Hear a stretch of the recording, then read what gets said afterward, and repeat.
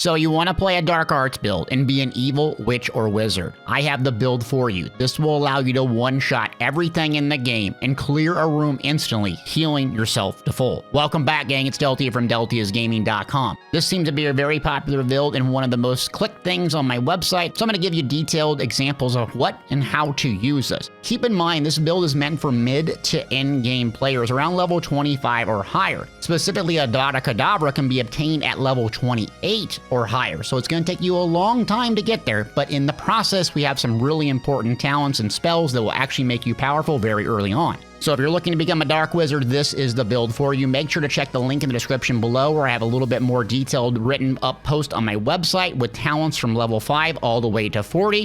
And if you got something out of this, hit that like and subscribe. Let's get started. So in Hogwarts Legacy, builds follow a general formula to get powerful. Spells, consumables, which include potions and plants, armor traits, and talents. We're going to go over the talents and the spells and how to use them in conjunction with each other. Talents are earned at level 5 all the way up to level 40, and you have to complete a quest called Jackdaw's Rest. After that, you will be able to spend your talent points, again, 5 all the way to 40, and they are permanent choices on your character, so you're going to want to use caution when you make this. Also, something to keep in mind about Hogwarts Legacy, it does not have a morality system, so you can use the 3 Unforgivable Curses whenever you want and not be punished in the in-game story. There are some story choices early and later in the game that may influence your ending, but just know, using these spells is not one of them. So how do you unlock the Unforgivable Curses? I have videos on 2 of them and written links in the description below on 3 of them. The first is going to be Crucio. This is in the shadow of the study, is going to be completing and unlocking this spell for you. There's an important decision to make in the dialogue that you have to do in order to get this, so check the link in the walkthrough. Imperio Curse is at level 17 and it's in the Shadow of Time. There's also a dialogue option that you have to select, so it's very important. And then Avada Kedavra, the Unforgivable Curse that one-shots anything, is at level 28, so very, very late in the game. And the quest is in the Shadow of the Relic that you need to complete, and you guessed it, there's a dialogue option that you're going to have to check. So as you can see, late game build, but you can do some things early on. And let's start with the talents. So the important talents to take in Hogwarts Legacy, there's actually one at level 5 that's very important. That's called the Disarming Curse talent. This gives Expelliarmus the exact same effect as curses on enemies, and cursed enemies take increased damage. This is fantastic because it's an early game skill that you can curse things, and then later on there's another perk called Curse Sapper at level 22. When you combine Expelliarmus, which applies essentially a curse, and you defeat a cursed target, you're going to restore health. So you can get this, and at level 22, this little beginner skill becomes absolutely god tier because it heals you for an absolute massive amount. Also, Curse Sapper is the entire bread and butter behind this build because you can combine it with Avada Kedavra and other curses. And if you have a multiple room full of cursed targets and enemies, you hit them with Avada Kedavra, it kills one, it deals damage to all of them, boom, they're dead. Entire room gone, heal to full. And the way it does that is the level 22 talent Avada Kedavra Mastery. Killing an enemy with Avada Kedavra kills all cursed enemies. So you can see the combo. Curse Sapper plus Avada Kedavra Mastery. Curse as many targets as possible using Expelliarmus, Imperio, and Crucio. Hit one target, wipe the room, heal to full. But that's not it. You can also take the Crucio Mastery talent. Striking an enemy with Crucio releases a projectile that curses a nearby enemy, allowing you to curse and blow up multiple targets. Imperio Mastery, enemies under your Imperial Curse also curse other targets. So you can see Crucio and Imperio are doing a lot of work for you, just basically AoE, cursing other targets. Perfect for Avada Kedavra nuke. And then also another really good one is Slowing Curse. Arresto Momentum has the same effect as curse on enemies. Cursed enemies take increased damage. So Expelliarmus in this one here also are very, very useful. And to be honest with you, you could take every single talent in the Dark Arts tree and do fantastic. The link on my website has level 5 all the way up to 40 talents if you want more information on that. So here's the spell combinations that you need to know. Expelliarmus, early game spell. It's very strong due to the Disarming Curse. You can actually pair it with with a core ancient magic talent at level 5.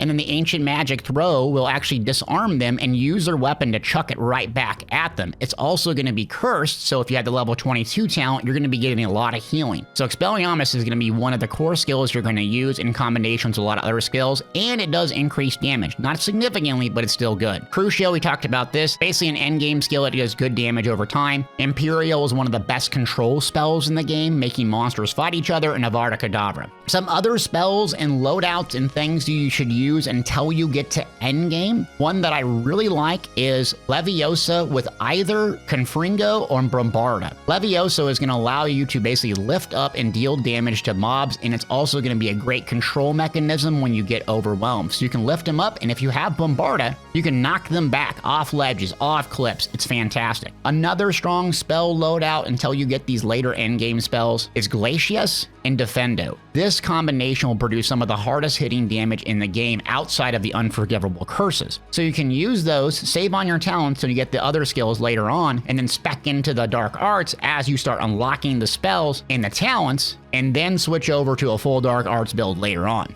And so now you can understand the combat and the rotation of what you're going to do. Typically, you're going to have 4 skills on your bar. All of them should be producing curses. So with a typical loadout, you could go with Expelliarmus, Crucio, and Imperial, or a flex skill like Arresto Momentum if you're spec'd into that talent. Now you're going to apply as many curses as possible and then hit Avada Kedavra to absolutely melt the entire room. Keep in mind, this is going to have a very long cooldown, so you're going to have to pop a focus potion to speed things up and get to more spells more frequently. So then you can cycle between Glacius and Defendo, or Leviosa and Bombardia, or something else that you have in your kit until those spells come off cooldown, and then curse everything in the room. Boom, hit him with the nuke, everything's dead, heal to full. Rinse and repeat. All right, now that you got that, let's talk about armor traits to look for and put on your body. Armor traits are unlocked after the elf and the knapsack in the loom main quest. You're going to unlock a loom in your room of requirement, and then you can basically apply traits that you've gotten. You can get traits either through the main story, and a lot of them come through exploration, specifically bandit camps. There's a little cheesy strategy that you can use with bandit camps. You can clear out all the enemies and the mobs. You're going to go to one specific chest at the end of the bandit camp. You're going to hit your save button right before you loot the thing. Then you go and loot the thing. In the top right corner, you're going to see the trait that you actually unlocked, and then you could just simply hit load over and over and over for the desired trait if you didn't get it.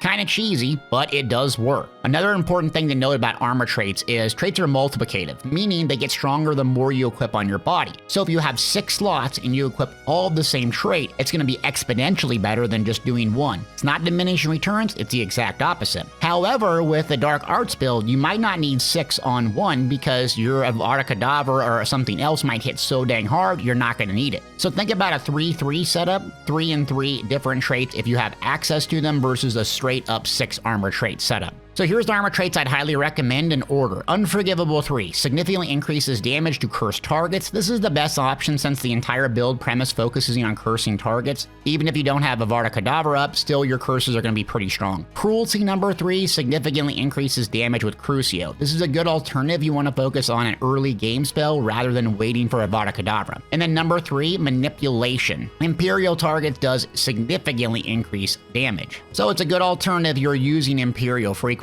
Also, concentration is a very good trait until you get some of these later game unforgivable curses because it's going to increase damage for all spells that you use. I would swap them in and out depending on your resources, and don't be afraid to try and experiment to see what works best for you. But we're not done with the build yet. We need to talk about consumables and or tools, potions, and plants. Potions and plants are absolutely extraordinarily strong early on in the game. In fact, I have a quote-unquote cabbage build that's probably one of the strongest outside of this build. Early on in the game, you can take one perk, chuck a bunch of cabbages, and basically kill and destroy everything. More on that later. So you can use cabbages early on until you get a little bit more powerful. But the 3 I highly recommend for this build if you want to focus on the dark arts is Focus Potion. This is going to reduce the cooldown on your spells, allowing you to use those super long cooldowns like a Avada Kedavra a lot more frequently. This really helps you get back that skill. The Maxima Potion. This is going to increase your spell damage. Not that you need more as a dark wizard, but just in case you want to hit even harder to impress your friends. And then lastly, Invisibility Potion. This is nice because it basically makes you totally invisible and completely resets the fight. So there's no stealth detection. You just basically shut it down. The mob's like, where did they go? And then you can basically curse people while you're invisible, get that cooldown up on Avada Kedavra, hit it, and then nuke down an entire room.